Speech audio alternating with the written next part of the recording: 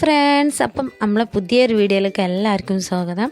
അപ്പോൾ നമ്മളെ കമ്മ്യൂണിറ്റി പോസ്റ്റൊക്കെ എല്ലാവരും കണ്ടിട്ടുണ്ടാവുമെന്ന് വിചാരിക്കുന്നു. നമ്മൾ 1K അടിച്ചു, 1K കഴിഞ്ഞു കേട്ടോ. അപ്പോൾ അതിൻ്റെ ഒരു സെലിബ്രേഷൻ എൻ്റെ ബർത്ത്ഡേൻ്റെ അന്നാണ് നമ്മൾ കേക്ക് കട്ട് ചെയ്തത്. അപ്പോൾ അതിൻ്റെ കുറച്ച് വിശേഷങ്ങളൊക്കെ ആയിട്ടാണ് വന്നത്. അപ്പോൾ വീഡിയോ ഇഷ്ടപ്പെട്ടാൽ എന്നും പറയുന്ന പോലെ തന്നെ ലൈക്ക് ചെയ്യുക, കമൻറ്റ് ചെയ്യുക, പിന്നെ സബ്സ്ക്രൈബ് ചെയ്യാത്തവരൊക്കെ ഒന്ന് സബ്സ്ക്രൈബ് ചെയ്ത് ബെല്ലൈക്കൺ അമർത്തി ഓൾ എന്ന ഓപ്ഷനും കൂടി ഒന്ന് കൊടുക്കണേ. അങ്ങനെ ഞങ്ങളെ കൊയിലാണ്ടിയിൽ തന്നെയല്ലേ ഫലുദ എന്ന് പറഞ്ഞ ഷോപ്പിൽ നിന്നാണ് കേട്ടോ കേക്ക് ഓർഡർ ചെയ്ത്. അപ്പം ഞാൻ രാവിലെ വിളിച്ച് പറഞ്ഞതായിരുന്നു. അപ്പോൾ 6 മണിയാകുമ്പോഴത്തേന് കിട്ടുമെന്ന് പറഞ്ഞു. പക്ഷേ ഒരു എന്താ പറയുക, ഒരു 4 മണിയൊക്കെ ആകുമ്പോഴത്തേന് തന്നെ ഒരു റെഡിയാക്കി തന്നേന് കേട്ടോ. അപ്പോൾ നല്ല ടേസ്റ്റുള്ള കേക്കാണ്. അങ്ങനെ ഞങ്ങൾ വൈകുന്നേരം വന്ന് രാത്രി നിസ്കാരമൊക്കെ കഴിഞ്ഞതിന് ശേഷം ഞങ്ങൾ കേക്കൊക്കെ മുറിക്കുകയാണ്. അപ്പോൾ ഇവർ എന്നെ കളിയാക്കിയതിനെ. അപ്പം കേക്ക് മുറിക്കുന്ന സമയത്ത് പൊട്ടിക്കുന്ന സാധനം ഉണ്ടല്ലോ, അതിൻ്റെ പേരൊന്നും എനിക്കറിയില്ല കേട്ടോ ഗൈസ്. അപ്പം അത് പൊട്ടിച്ച സമയത്ത് ഞാനൊന്ന് സ്റ്റക്കായി പോയിട്ടോ. അപ്പോൾ ഇവരെല്ലാവരും കൂടി എന്നെ കളിയാക്കിയതിന് അതിനും പറഞ്ഞിട്ട്. അപ്പോൾ ഇവിടെ വരെ എത്തിയ തന്നെ എന്താ പറയുക, വലിയൊരു അനുഗ്രഹമായിട്ട് തന്നെയാണ് ഞാൻ കാണുന്നത്. ഞാനും കുറേ കഷ്ടപ്പെട്ടിട്ടുണ്ട് ഇവിടെ എത്താൻ വേണ്ടിയിട്ട്. അതേപോലെ എന്നെ ഒരുപാട് ആൾക്കാർ സപ്പോർട്ട് ചെയ്തിനെ. അപ്പം ഞാൻ ലൈവൊക്കെ ചെയ്യുന്ന സമയത്ത് ഒരുപാട് ആൾക്കാർ എന്നെ സപ്പോർട്ട് ചെയ്ത്, പേരെടുത്ത് പറയണമെന്നില്ല, കാരണം എല്ലാവരും സപ്പോർട്ട് ചെയ്തു. ഒരാളെ പറഞ്ഞാൽ ഒരാൾക്ക് വിഷമാവും.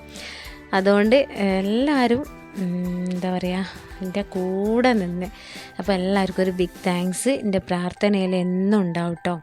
അപ്പം തുടർന്നും നിങ്ങളെ സപ്പോർട്ടും ഉണ്ടെങ്കിൽ മാത്രമേ എനിക്കിതിൽ വിജയിക്കാൻ പറ്റുള്ളൂ. അപ്പം നിങ്ങളെല്ലാവരും എൻ്റെ വീഡിയോസ് എല്ലാം പോയിട്ട് കാണുക. പിന്നെ ഇഷ്ടപ്പെട്ടാൽ ലൈക്ക് അടിക്കുക, പിന്നെ കമൻറ്റും കൂടി. നന്നാണെങ്കിൽ നന്നായി തന്നെ കമൻറ്റ് ചെയ്താൽ എന്താ പറയുക, അങ്ങനെ സത്യസന്ധമായിട്ടുള്ള രീതിയിൽ നിങ്ങൾ കമൻറ്റ് ചെയ്തോളൂ. അതേതും ഞാൻ സ്വീകരിക്കും കേട്ടോ. കാരണം നന്നായ കാര്യം നന്നായെന്നും ചീത്തയായത് ചീത്തയായെന്നും പറയണേ.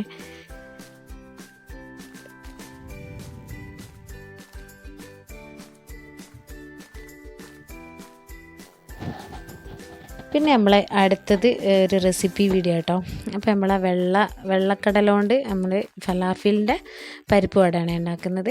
അപ്പം 5-6 മണിക്കൂർ ആ വെള്ളക്കടല നമ്മൾ കുതിർത്ത് വെച്ചതിന് ശേഷം നന്നായിട്ടൊന്ന് അരച്ചെടുക്കണേ. അപ്പോൾ ഇത് കുബൂസിൽ റോൾ ചെയ്തിട്ടാണ് കഴിക്കൽ. പക്ഷെ ഞാനിപ്പോൾ ഇവിടെ മയോണൈസിൻ്റെ കൂടെ ജസ്റ്റ് വെറുതെ പരിപ്പ് വട കഴിക്കുന്ന പോലെ ഒന്ന് കഴിക്കാൻ വേണ്ടിയിട്ടാണ് ഉണ്ടാക്കുന്നത്. അപ്പം ആ കടലൊക്കെ ഒന്ന് നന്നായിട്ട് അരച്ചെടുത്ത് മാറ്റി വെച്ചതിന് ശേഷം പിന്നെ അതിലേക്കൊരു പച്ച മസാലയും കൂടി നമുക്ക് ആവശ്യമുണ്ട്. അപ്പം അതിന് വേണ്ടിയിട്ട് കുറച്ച് കറിവേപ്പിലാണ്, പിന്നെ കുറച്ച് മല്ലിയിലയും കൂടിയും വേണേ. അപ്പോൾ മല്ലിയിലൊക്കെ ടേസ്റ്റിനനുസരിച്ച് നിങ്ങൾ ഓരോരുത്തരുടെ ടേസ്റ്റിനനുസരിച്ച് എടുക്കട്ടോ. ഞാനിപ്പോൾ ഇവിടെ കുറച്ചേ ചേർക്കുന്നുള്ളൂ, ഉപ്പൊക്കെ അധികം ഇഷ്ടമല്ല കേട്ടോ. പിന്നെ ഒരു മീഡിയം സൈസുള്ള സവോള, പിന്നെ ഒരു 4-5 വെളുത്തുള്ളിൻ്റെ അല്ലികളാട്ടോ. പിന്നെ ഒരു ആവശ്യത്തിന് പച്ചമുളക്. ഇവിടെ ഇപ്പം ഒരു വലിയ 4 പച്ചമുളക് എടുത്തിന്. എരിവൊക്കെ ഇഷ്ടമുള്ളവർക്ക് കൂടുതൽ ചേർക്കട്ടോ. പിന്നെ സവോള ഞാൻ പറഞ്ഞല്ലോ, സവോളയും കൂടിയും ചേർത്ത്, പിന്നെ ഇഞ്ചിയും വെളുത്തുള്ളി എല്ലാം കൂടിയും ചേർത്ത് കുറച്ച് വെള്ളവും ചേർത്തിട്ട് നന്നായിട്ടൊന്ന് പേസ്റ്റ് ആക്കിയിട്ടൊന്ന് അരച്ചുകൊണ്ടുവരണേ. അപ്പം ഇത് ഗൾഫിലൊക്കെയാണ് ഫേമസ് ആയിട്ടുള്ളത്. ഗൾഫിലെ ഫലാഫിലിൽ ഇത്താത്തൊക്കെ പറഞ്ഞേക്കാം ഈ നമ്മളവിടുത്തെ വഴുതനങ്ങൊക്കെ പൊരിച്ചിട്ട് വെക്കുന്നു. നമ്മളവിടുത്തെ നാട്ടിൽ കിട്ടുന്നതിൽ അങ്ങനെയൊന്നും ഉണ്ടാവില്ല. പക്ഷെ ഞാൻ കഴിച്ചിട്ട് നല്ല ടേസ്റ്റൊക്കെ ആണ് കേട്ടോ. മയോണൈസ് ചേർക്കുന്ന എല്ലാ വിഭവങ്ങളും എനിക്ക് ഭയങ്കര ഇഷ്ടമാണ് കേട്ടോ. അങ്ങനെ പിന്നെ പച്ച മസാലയും കൂടി ഒന്ന് റെഡിയാക്കിയതിന് ശേഷം ആവശ്യത്തിന് ഉപ്പും കൂടി ഒന്ന് ചേർത്ത് കൊടുക്കണേ. അപ്പം നന്നായിട്ട് അരക്കണം കേട്ടോ. അവിടെയും ഇവിടെയും ഇങ്ങനെ എന്താ പറയുക, കഷ്ണങ്ങളൊന്നും ഉണ്ടാവാത്ത രീതിയിൽ നന്നായിട്ടൊന്ന് അരച്ചെടുക്കണേ. പിന്നെ ആവശ്യത്തിന് ഉപ്പും, പിന്നെ ഒരു പിഞ്ച് മഞ്ഞൾപ്പൊടി, കളറ് മാറിപ്പോരുതേ.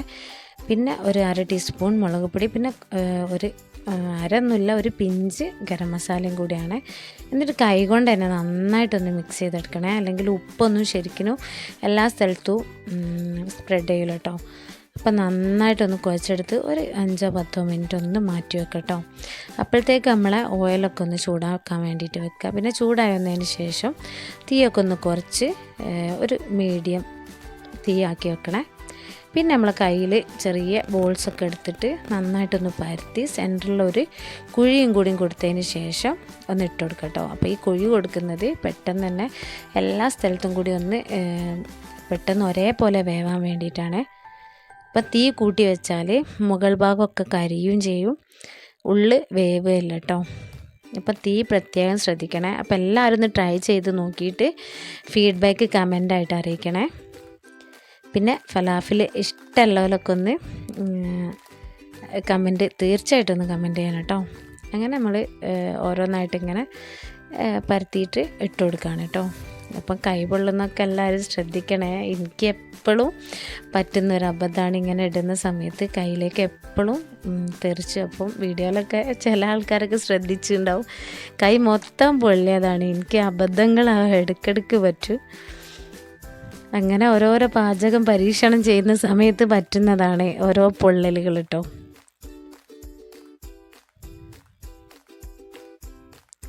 അങ്ങനെ ഇത് നല്ല സോഫ്റ്റായിട്ടാണ് ഉണ്ടാവുക.